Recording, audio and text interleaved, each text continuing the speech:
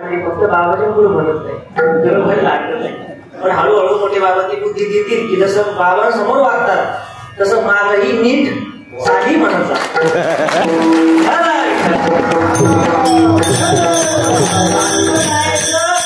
खरं वैभव म्हणजे पंढरपूरचा पांडुरंग परमात्मा, संप्रदायाचं वैभव. संप्रदायाचं दुसरं वैभव, दुसरा देखावा आकर्षण म्हणजे पंढरपूरचे हे सगळे वारकरी पांढऱ्या कपड्यातले. आणि संप्रदायाचं तिसरं आकर्षण महत्वाचं म्हणजे वारकरी संप्रदायाचं भजन. ते भजन आता आपण जे बघितलं असं कितीतरी हजारो चाली आहे आणि त्याच्यात आपल्या थोड्याशा अशा गोड चाली गात गात त्या सगळे वारकरी पंढरपूरला आले. पंढरपूरला आल्यानंतर सगळे वाळवंटात जमा झाले. निवृत्ती, ज्ञानदेव, सोपान, मुक्ताबाई, गोरोबा काका, चोखोबराय, पंका महाराज, सजन कासाई, नंतर कबीर महाराज, नामदेव महाराज आणि पांडुरंग परमात्माही तिथं आले. तिथं आल्यानंतर नेमकं काय झालं याचं उत्तर आईसाहेब अभंगाच्या पहिल्या चरणात येतं. एकच ताणी झाली चंद्रभागी वाळवंटी, चंद्रभागी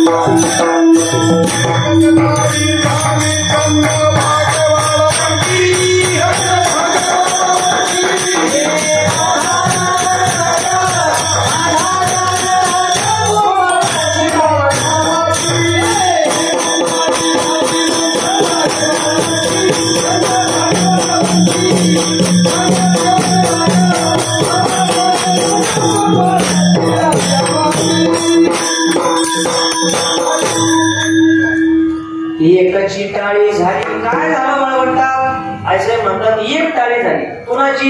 हजारो वारकरी एकत्र आले होते. कोण? माऊली आले, स्वपन काका आले, मुक्ताई आल्या, सगळे संतांची संत महानुभाव सिद्ध साधक सगळे एक झाले तिथं.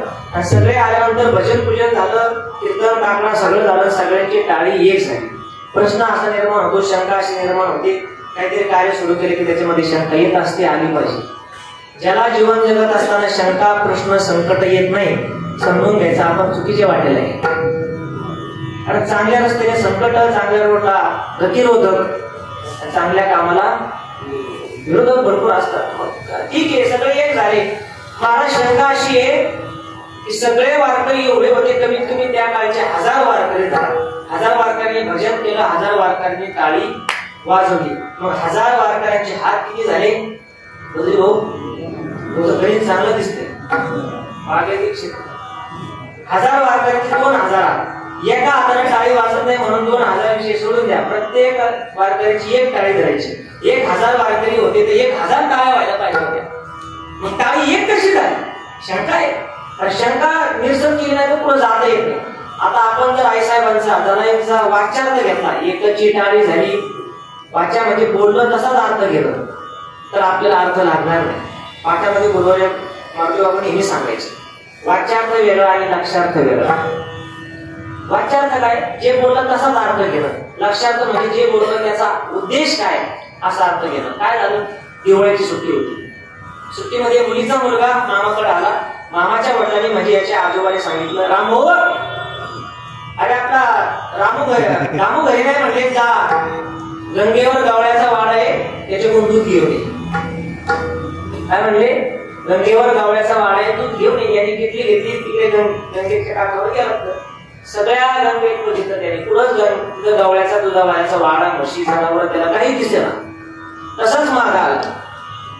बाबा गंगेवर काय गवळ्याचा वाडा नव्हता. पाण्यावर मी सगळीकडे बघितलं म्हणजे वाडा नव्हता. अरे बाबा गंगेवर म्हणजे गंगेच्या पाण्यावर नाही, मग गंगेवर म्हणजे गंगेच्या काठावर गवळ्याचा वाडा आहे. त्याने फक्त काय घेतला? वाच्यार्थ घेतला. जरा डोक्याच्यावरून गेली. काय झालं? एक आजी आजारी होती. मात्र पण म्हणलं की दुःख जरा एक बरोबर आहे. आजारी होती. अचानकच बीपी वाढला, घाम यायला लागला. 2 नातू होते, सुशिक्षित होते, 10वी नापास. बाकी म्हातारी तरी दवाखान्यात नेली.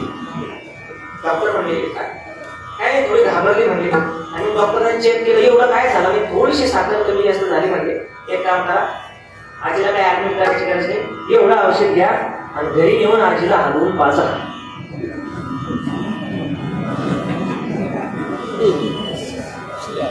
एवढं औषध घ्या, घरी जाऊन आजीला हलवून पाजा. हे दोघं घरी गेले, 10वी नापास होते ते, म्हणजे कॉप बॅग केला तरी पास झाले नाही.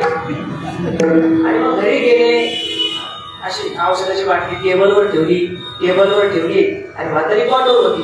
उचलली म्हातारी, घातली पोत्या आणि असा धोका दिला. म्हातारी झाली.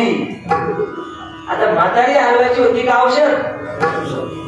त्याला लक्षात वाचायला म्हणतात. एक गायक होते आमच्या, डॉक्टरांकडे गेले. घसा डॉक्टर म्हणजे बाहेरचं खाऊ नका तुम्ही.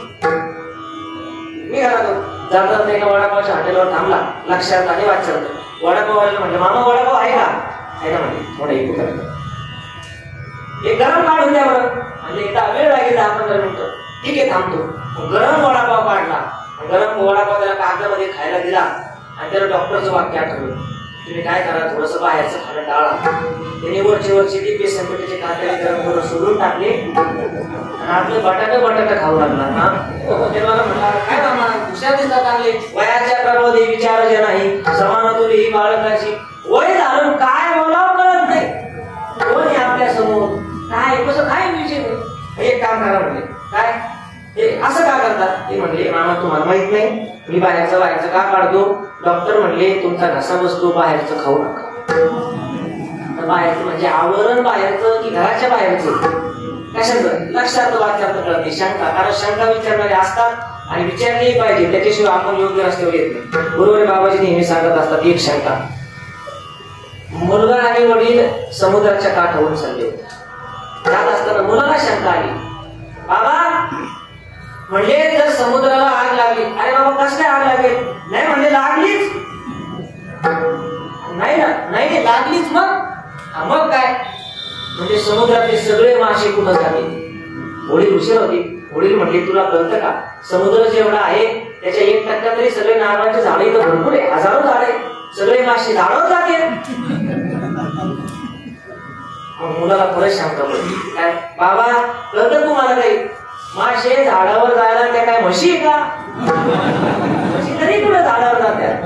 शंका चांगली असेल. आता शंका विचारली, एकाची टाळी झाली याचा लक्षार्थ असा आहे सगळे एक झाले. जेव्हा गावातल्या एखाद्या जाणत्या घराची चर्चा, जाणत्या घराचे काहीतरी नाव झालेलं असतं, त्यावेळेस लोक मागे चर्चा करतात, 4 भाऊ पण अजून सुद्धा एक. काय भाऊ 4 आहे पण एक आहे. 4 आहे तर एक कशी? एक म्हणजे त्यांच्या विचारात एकत्रीकरण, एकत्र राहतात, एका विचारानं राहतात, याला म्हणतात एकत्र येणं. किंवा जुने लोक म्हणायचे एका विचारानं राहा. तसं एकची टाळी झाली म्हणजे सगळ्यांनी टाळी एका तालात तर वाजवलीच, पण सगळे विचारानं त्या दिवशी ठरवून काहीतरी तिथे एकत्र आले होते. एकाची टाळी झाली, चंद्रभागे वाळवंटी, त्या वाळवंटात कीर्तन भजन पूजन चालू झालं आणि सगळं एक झालं. अजूनही एकत्रीकरण आपल्याला बघता येईल. एकत्रीकरण संप्रदायात म्हणजे सांगितलं ते काल्याचं एकत्रीकरण आहे. दही लाईचा काला म्हणजे एकत्रीकरण. कारण तुका म्हणे काला कोठे अभेद देखील, तिथेही एकत्रीकरण झालं. कशाचं झालं? महाराज सांगतात, कथा त्रिवेणी संगम आ